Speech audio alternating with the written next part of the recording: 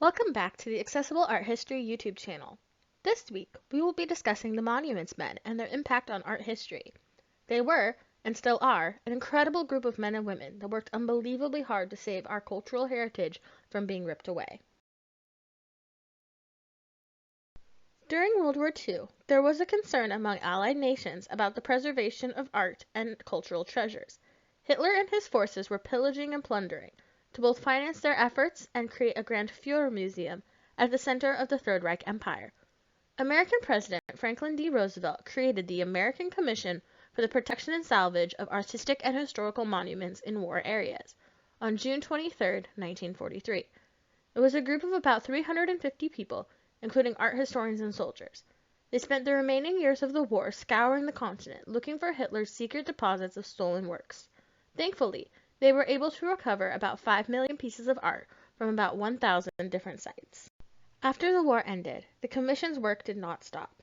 Art historians, document experts, and governments worked together to identify everything that had been stolen. It was their job to determine where the pieces came from and how to return it to the original owner. Work that belonged to museums and religious buildings were easy to return, but there were also tons of pieces that were stolen from prominent Jewish families. Records were harder to come by, and descendants had to be tracked down. In the meantime, some art slipped through the cracks and was sold to collectors and museums. Now we are going to discuss a few examples of art that was affected by World War II. Our first piece is an excellent illustration of how hard the Monuments Men worked to bring cultural treasures home. The Ghent Altarpiece is one of the most complicated and well-known altarpieces in the history of art. It was painted in the 1420s as an attributed to two brothers, Hubert and Jan van Eyck. Another name for this piece is the Adoration of the Mystic Lamb. There are many panels on this altarpiece, and they depict a variety of scenes. Adam and Eve, two choirs of angels, an enthroned virgin, St. John the Baptist, and God on his heavenly throne decorate the top half of this altarpiece. The bottom panel is where the piece gets its alternate name. Saints, clergymen, soldiers, and sinners all form a procession. They are on their way to worship the Lamb of God. In 1940, Belgium was invaded by the Nazis. It was decided by government officials that the altarpiece should be disassembled and panels shipped to the Vatican for safekeeping. That plan quickly fell apart when Italy joined the Axis powers.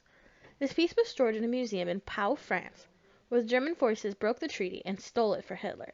It is documented that he considered this work one of the crucial acquisitions for his museum. The Ghent altarpiece was originally stored in a castle, but once Allied bomb raids started, it was moved to the Altarpiece salt mine. This is where it was discovered by the Monuments Men. They carefully rescued it, and the altarpiece was returned to St. Bavo's Cathedral. Sadly, despite their best efforts, the Monuments Men were not able to rescue every lost work. One of these is Raphael's Portrait of a Young Man. Painted somewhere between 1513 and 1514, this is a beautiful piece of high Renaissance portraiture. Many art historians believe that this painting is actually a self-portrait. The sitter bears a remarkable resemblance to the known self-portrait in Raphael's School of Athens. However, there is no indication of this man's profession. He stares confidently out at the viewer, dressed in rich finery. Note that this image has been digitally colored. Only black and white images survive. In 1939, Nazi forces invaded Poland. Members of the Czartoryski royal family, who had formed a museum from their personal collection, attempted to hide this piece and many others from the invaders. Unfortunately, the Gestapo found the hidden works and claimed them as property of the Third Reich. The leader of the Gestapo, Hans Frank, used this and many other paintings to decorate his personal residence. When Allied forces freed Poland, this work was nowhere to be found. There were some rumors in 2012 that it had been discovered, but those proved to be false.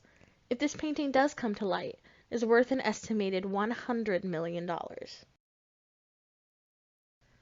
The Monuments Men are still hard at work today.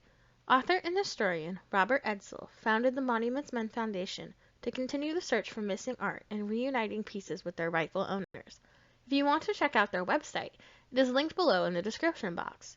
We highly recommend you check it out. There are detailed posts about all of their amazing work.